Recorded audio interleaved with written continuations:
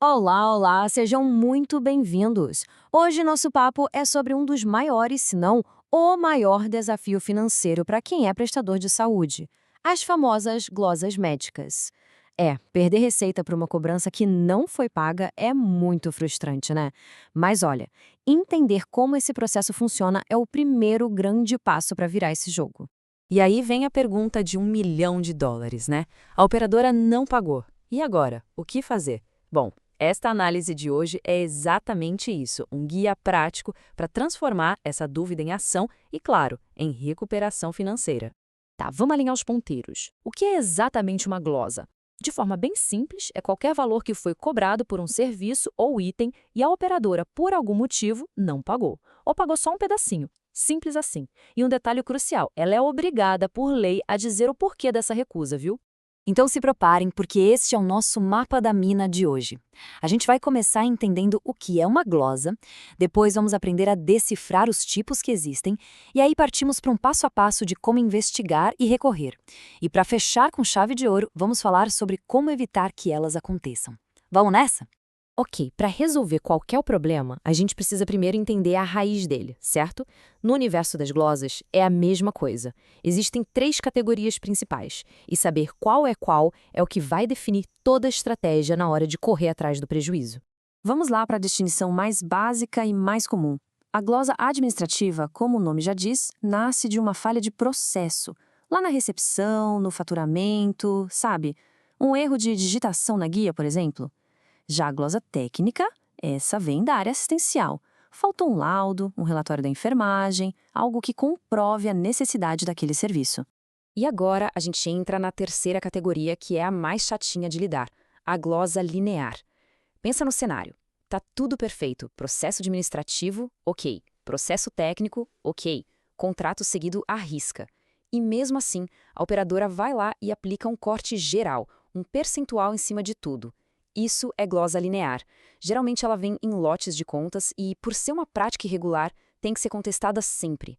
Certo. Agora que a gente já sabe os tipos de não que podemos receber, tá na hora de vestir o chapéu de detetive. Essa parte é sobre como encontrar as pistas nos próprios documentos da operadora para montar um caso forte e ir para o recurso com tudo. O processo é bem metódico, não tem erro. Começa pelo demonstrativo de pagamento. Ali a gente já vê o tamanho do estrago, o valor total. Depois, o pulo do gato é ir para o demonstrativo de análise de contas. É aí que o detalhe aparece. Qual item, de qual guia, de qual paciente foi glosado. E é nesse segundo documento que a gente encontra o código do motivo, que é a peça-chave para entender o porquê e definir o erro foi nosso ou foi da operadora. E olha só, falando nesse código, a tabela 38 do padrão TIS é o nosso dicionário de glosas. Cada código de 4 dígitos tem um significado, uma justificativa oficial. Por exemplo, o código 1001 significa que o número da carteirinha estava inválido, ou seja, aponta direto para uma falha administrativa lá no cadastro. Conhecer essa tabela é fundamental para agilizar tudo. Beleza, investigação feita, motivo da glosa na mão e agora? Agora é hora de partir para a ação. O próximo passo é escolher o jeito certo de contestar essa glosa. E existem ferramentas diferentes para situações diferentes. Vamos dar uma olhada nas opções. A reapresentação é a mais direta. A operadora devolve o lote, o erro é corrigido e o lote é enviado de novo. A planilha de recurso é super comum. É um arquivo padrão que a gente preenche, anexa os documentos que comprovam o nosso ponto, tipo laudos, e manda por e-mail. Já o recurso eletrônico é o mais moderno, feito direto no portal da operadora, o que agiliza muito o envio dos arquivos. E por último, o recurso manual, preenchendo o guia na mão, está cada vez mais raro, viu? Olha, ganhar recurso é ótimo, mas o objetivo de verdade deveria ser evitar que as glosas aconteçam, né? Então, nesta última parte, nosso foco muda um pouco. A gente vai falar de estratégias proativas e de como gerenciar o relacionamento com as operadoras. O ponto aqui é o seguinte: se a glosa foi devida, ou seja, o erro foi interno, isso é uma oportunidade de ouro para arrumar a casa, para melhorar os processos. Agora, se foi indevida, aí tem que recorrer, não importa o valor. E aqui vão duas dicas fundamentais. Conheça o contrato de cabo a rabo e cultive um bom relacionamento com a operadora. Isso ajuda demais a resolver problemas e a ficar por dentro de qualquer mudança. E por falar em contrato, os prazos são sagrados, não dá para negociar. Como a gente vê aqui, eles podem variar muito. O prazo para recorrer pode ser de 30 dias, ou de 120 ou até mais. Isso tudo tem que estar preto no branco no contrato. Perdeu o prazo, perdeu o direito de recorrer. Simples assim. E quanto tempo a gente fica esperando a resposta da operadora?